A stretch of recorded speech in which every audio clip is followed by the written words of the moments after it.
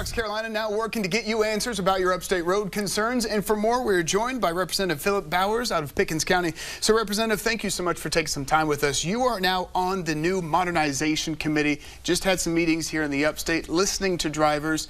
But these roads and bridges are a real concern. In your district alone, you're telling us 5 bridges are closed, and your district covers Clemson, Central, and 6 Mile. These roads and bridges, real issue, top of mind for voters. Where does it stand for representatives and lawmakers in Columbia? It's a big issue for lawmakers. As you said, 5 in my district, 2 were planned, the ones on 183. Those bridges are getting fairly close to being completed, the one by the jockey lot. Lots of folks know those are getting close. The old Seneca Road Bridge, the Crow Creek Road Bridge, and the Lay Bridge are all still in a development stage. But folks are frustrated. I'm frustrated. When I ran for office, I was frustrated. I've just only been in the House about 10 months now. I'm fairly new, just won election last year. But I ran a lot, had a lot to do with the road conditions. So it's an issue to me, it's an issue to my constituents, and it's an issue at the State House. Lots of interest in getting our DOT reformed. Our system was built for 2 to 3, 4 million people maybe. We're over 5 million people now, and probably by the next census in 2030 will be 6 million or more. Just in the last 4 years, over 300,000 people have moved here. We're growing by leaps and bounds. We were already behind on our infrastructure because of various things. Can't undo the past, but going forward, this modernization committee, we want to put in place the organization, the funding stream, or other mechanisms, organization to ensure this doesn't happen again. When it comes to funding, a lot of people are curious, what are we putting towards these roads and bridges? Are they getting fixed? How much money have we allocated for roads and bridges? And what are we going to keep doing moving forward?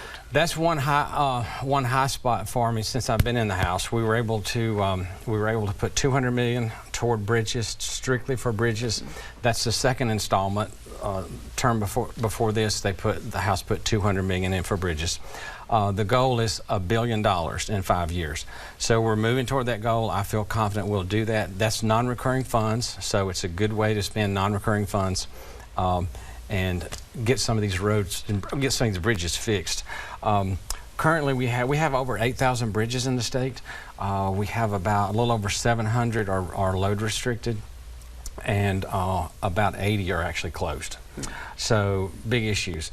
We are working on, the DOT is working hard. The DOT wants the roads fixed just as bad as we do. Their family's right on the road, so I don't want to slam the DOT, but they've just been hamstrung over the years, for various reasons. No need rehashing that. But they're working on over 600 bridges right now. They're either in design stage or actual construction or repair. So we're making some progress, but we're so far behind. State's growing by leaps and bounds. Again, 300,000 people, over 300,000 people moved here in just the last 4 years. So it's gone quick. A lot of people are curious about the gas tax. One of those things we're saying, we've been giving money to fix these roads and bridges.